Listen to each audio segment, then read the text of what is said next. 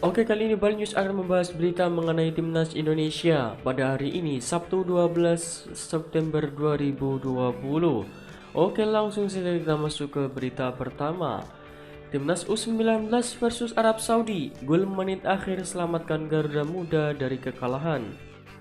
Timnas Indonesia U19 akhirnya bisa meraih poin di friendly turnamen Kroasia menghadapi Arab Saudi pada hari Jumat tadi malam. Timnas Indonesia U19 bermain imbang skor 3-sama.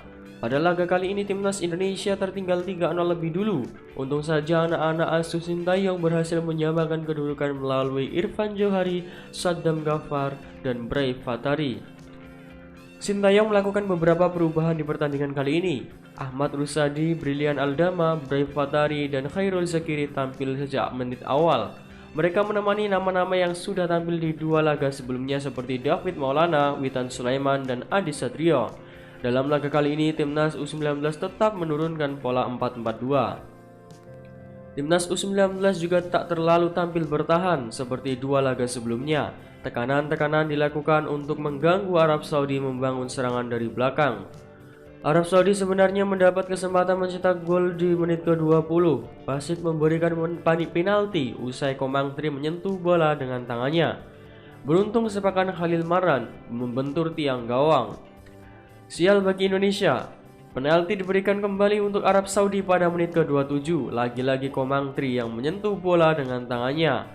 Kali ini Khalil Ibrahim Al-Habsyi sukses menyerangkan bola ke gawang Adi Satrio setelah Indonesia tertinggal 0-1. Di menit ke-33, Arab Saudi kembali mendapatkan penalti. Pelanggaran Brilian membuat wasit menunjuk titik putih. Khalil Maran yang menjadi Al-Gojo sukses menjalankan tugasnya dengan baik. Skor berubah menjadi 2-0.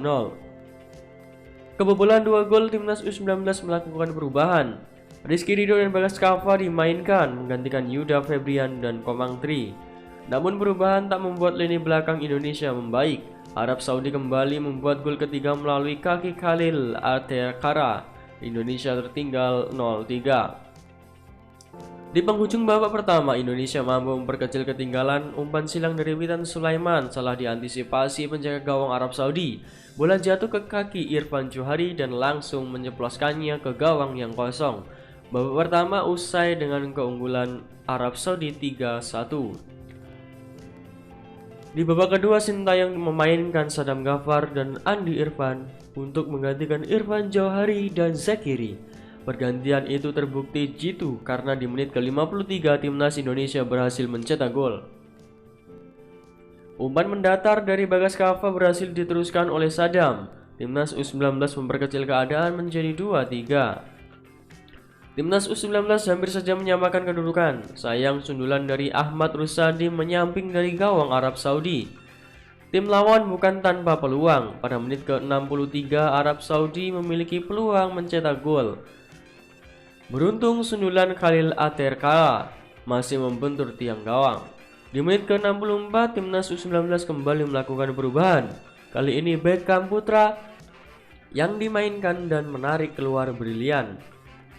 Masuknya Beckham Putra membuat penampilan Timnas U19 lebih agresif. Pada menit ke-90 tambahan waktu 2 menit, Timnas U19 berhasil membuat kedudukan imbang.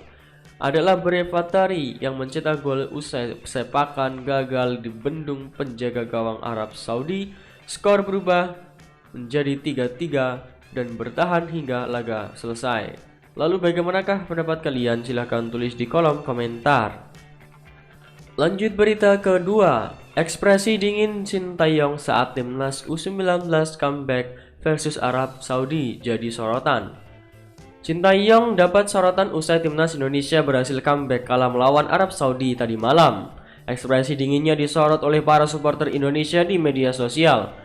Perjuangan Garuda Muda dalam pertandingan tersebut memang patut diacungi jempol. Sebatas laga uji coba, mereka menunjukkan mental yang kuat. Sebenarnya beberapa kali mental Timnas U19 benar-benar diuji melawan Arab Saudi. Bayangkan, pasukan Sintayong dihukum 3 penalti oleh wasit lawan Arab. 2 diantaranya terjadi gol. Malahan Timnas U19 Indonesia sempat tertinggal 3-0. 3 gol terlebih dahulu oleh Arab Saudi yang dikemas oleh Khalil Ibrahim Al-Habsyi, Muhammad Khalil Maran, dan Esa Khalil Ateraksa. Akan tetapi pemain Indonesia tak begitu saja menyerah. Mereka sempat memperkecil kedudukan via Irfan Johari. Sebelum akhirnya Sadam dan Brave Haftari itu sukses bikin timnas Indonesia comeback. Paling klimaks tentu gol dari Brave, sebab gol itu terjadi beberapa detik lagi sebelum pertandingan usai. Tentu para staf di pinggir lapangan begitu gembira merayakan gol itu. Kendati demikian, Shin Tae-yong dan asisten dari Korea Selatan begitu dingin. Hal tersebut mendapatkan respon yang beragam dari para netizen Indonesia. Mental Shin Tae-yong jelas mental world class. Setelah timnas golin gol ketiga jadi 3-sama, semua pemain plus ofisial yang orang Indonesia selebrasi. Di sisi lain, Shin Tae-yong sama ofisial lain dari Korea Selatan benar-benar cuma diem. Karena mereka tahu ini cuma uji coba, yang mana bukan soal menang kalah seri, tapi bagaimana mainnya. Pelatih dan staf Shin Tae-yong seko Korea pas gol ketelu menang tanpa ekspresi. Pemain cadangan plus staf dari Indonesia jingkrak-jingkrak, kata Eric Bernabiu. Coach Shin Tae-yong ala gua, ada pernah ngalahin Jerman coy. Lu seri lawan Arab aja kayak menang Piala Dunia dari Happy Toys. We know paman Shin Tae-yong and fans is different level, dari Osim Indra. Lalu bagaimanakah pendapat kalian? Silahkan tulis di kolom komentar. Lanjut berita ketiga. Imbangi Arab Saudi, Shin Tae-yong apresiasi perjuangan timnas Indonesia U19. Pelatih dan manajer tim nasional Indonesia Shin Tae-yong mengapresiasi perjuangan anak asuhnya pada laga kontra Arab Saudi pada malam tadi. Menurutnya, permainan yang ditampilkan Garuda Muda sudah bagus, tapi masih bisa ditingkatkan lagi. Laga terakhir pada International Friendly U19 Turnamen 2020 itu berakhir dengan skor imbang 3-sama.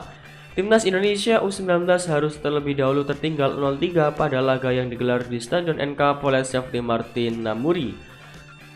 Hingga menit-menit akhir babak pertama, sebuah kelangahan di lini belakang Arab Saudi sukses dimanfaatkan Irfan Johari untuk memperkecil jelang turun minum.